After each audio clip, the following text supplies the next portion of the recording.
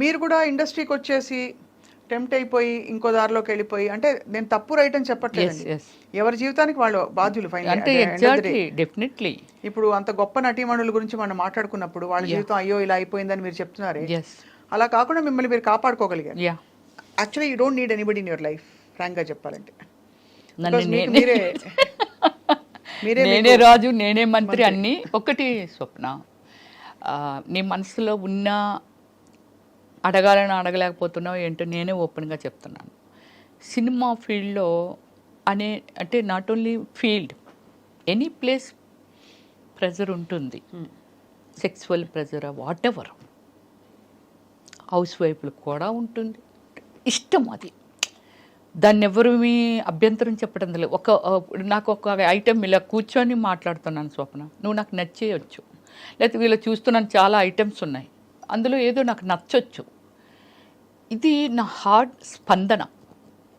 అలాగే ఎవరికి ఎందుకు నచ్చమో, ఒక గ్లామర్ ఉన్నప్పుడు వెంకటేశ్వర స్వామి దగ్గరికి ఎందుకు వెళ్తున్నాము? ఆయన ఏమైనా ఇచ్చేస్తున్నారా, ఇస్తారా? మనకు తెలియదు ఇస్తారా ఎవరు, కానీ నచ్చారు. చాలామంది గాడ్స్ ఉన్నారు కదా. కానీ ఐహిక సుఖాలకి దైవిక సుఖాలకి, దైవిక ఆనందానికి తేడా ఉంది కదా. ఉంది.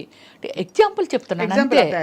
అలాగా మనకి ఏమిటంటే, మనం నచ్చిన వాళ్ళు పాపం ఎంతో మంది ఉండొచ్చు, దాన్ని ఎక్స్పెక్ట్ చేయడంలో తప్పులేదు, కానీ బలవంతం పెట్టకూడదు. సినిమా ఫీల్డ్లో కలిసి వర్క్ చేస్తుంటారు. ఇప్పుడు 500 కోట్లు 1000 కోట్లు బడ్జెట్లు వచ్చేసాయి. 5 crores అనుకుందాం. 5 crores పెట్టి ఒక మూవీ మేకింగ్ చేసిన ఒక ప్రొడ్యూసర్కి క్రమశిక్షణ ఉండదంటావా? ఒక డైరెక్టర్ తన సినిమా హిట్ అవ్వాలి, అదవ్వాలి, ఇదవ్వాలి అని ఎంత టెన్షన్లో తన క్రమశిక్షణ ఉండదంటారా? ఒక మనిషిని ఒక రిక్వెస్ట్ దానిలో పెట్టారు అని అంటే ఇష్టం అయ్యి, అంటే ఈ ట్రావెలింగ్లో ఏదో నచ్చింది. ఎందుకు రోడ్డు మీద నేను వెళ్తూ ఉంటాను కదా, నాకు డ్రైవ్ అంటే చాలా ఇష్టం. వెరీ స్పీడ్ డ్రైవర్ని నేను. వెళ్తుంటాం కదా, ఒక లొకేషన్ ఏదైనా నచ్చిందని ఆపేసి అక్కడ ఒక 10 నిమిషాలు ఏదో రిలాక్స్గా అంతా వాచ్ చేసి, అప్ప చాలా బాగుంది, ఎటు కాసేపు కూర్చుంటే బాగున్ను, అలా అనిపిస్తుంది నాకు. అలాగే ఒక ఇష్టాన్ని ఎవరిని స్టాప్ చేయలేము. బట్ అలా నచ్చి అడిగిన వాళ్ళు చాలామంది ఉన్నారు నన్ను పెద్దవాళ్ళు ఎవరైనా, చాలా పెద్దవాళ్ళు. కానీ ఏ రోజు నేను రాంగ్ స్టెప్ వేయలేదు. అంటే నాకు ఒకవేళ సినిమా ఇవ్వమన్నారని అనుకుందాం, అదే కదా మెయిన్. ఐ డోంట్ కేర్, మీరే ప్రొడ్యూసర్ లేరు, మీరు ఒక్కలే డైరెక్టర్ లేరు, నేను ఒక్కదాన్ని ఆర్టిస్ట్ లేను, ఇది కూడా చెప్తా. సో ఏం చెప్పుకునేవారు, ఏది రావాల్సి ఉంటే అది వస్తుంది అంతే. ఇప్పుడు మనము మార్కెట్లోకి వెళ్ళాము కదా, ఒక ఐటమ్ మార్కెట్లో పెట్టినప్పుడు ఒక్కలే వెళ్ళి చూసి వెళ్ళిపోరు కదా, ఇంకెంతోమంది వస్తుంటారు, ఎవరో ఒకరికి నచ్చి కొనుక్కుంటారు కదా. అంతే. ఒక కళాకారునిగా నేనున్నాను, ఎంతోమంది సినిమాలు చేసినప్పుడు నా అవసరం, రమ్యశ్రీ అయితే భలే ఉంటుంది, ఆ సినిమాలు చాలా బాగా చేసింది. నేను సినిమా తర్వాత సునీలు నేను మా అదృష్టం ఏంటో తెలియదు, అంత బిజీ అయిపోయాం. డైలీ ఒక 3-4 షూటింగ్స్, ఒక్కొక్కసారి 10 days కూడా నేను నిద్రపోయేదాన్ని కాదు. నైట్ 2 వరకు డాన్స్, ఏదైనా ఐటమ్ సాంగ్ స్ట్రైన్ అయిపోదాన్ని. ఎక్కడో అడవుల్లో పెట్టేవాళ్ళు, మళ్ళీ వేరొకరు location 7 o'clock, morning hours 7 o'clock call seat. నేను ఎప్పుడు ఇంటికి వెళ్ళాలి, ఎప్పుడు పడుకోవాలి, ఎన్ని చేయాలి. ఇప్పటికే నా దగ్గర ఒక అసిస్టెంట్ ఉండేదండి, లక్ష్మి అనేసి, ఇప్పటికీ మాట్లాడుతుంది. పిల్లలతో పెద్దోళ్ళు అయిపోయారు, ఇంటర్మీడియట్ ఏదో చదువుతున్నారు. 10 years ఉంది అమ్మాయి నా దగ్గర. అమ్మాయి కోవే సరళ, తర్వాత రజిత గారు, వీళ్ళందరూ ఏటా పిల్ల పిచ్చిదాన్ని ఉంది, అలాంటిదాన్ని పెట్టుకున్న అందంగా ఉండేదాన్ని పెట్టుకో అన్నారు. 10 years ఉందండి. Everything only that girl. అన్నీ అమ్మాయే. ఎంతమంది సీమరాని ఇచ్చి మంది, సౌందర్య ఇచ్చి మంది, శకిల ఇచ్చి మంది. అమ్మాయిని మేము అమ్మాయి వేస్తుంది, మేము అంతకు 3 ఇంతలు 10 ఇంతలు ఇస్తాం వచ్చి అని అనేవారు. అంటే నాకు నిద్ర లేకపోయినా సరే అమ్మాయి మొత్తం అంతా మేనేజ్ చేసి, 1 గంట పడుకుంటారు, మొత్తం అంతా బాత్రూంలో హీటర్ ఆన్ చేసేయడం, ఇచ్చేసేయడం, మేకప్ సామాన్ పెట్టేయడం.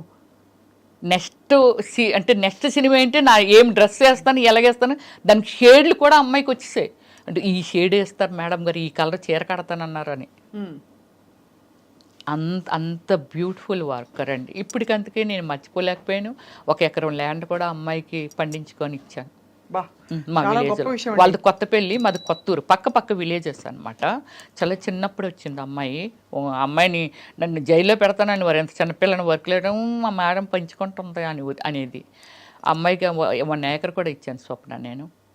చాలా చాలా పెద్ద విషయం. అంటే మీరు ఇంత కనెక్ట్ అయ్యి అందరితో, Yeah. మీరు ఒక్కొక్కరి గురించి మాట్లాడుతుంటే కూడా మీకు ఎంత కనెక్టెడ్గా వాళ్ళ జర్నీస్ మీతో కొనసాగాయి, మీ కోస్టార్స్ కావచ్చు.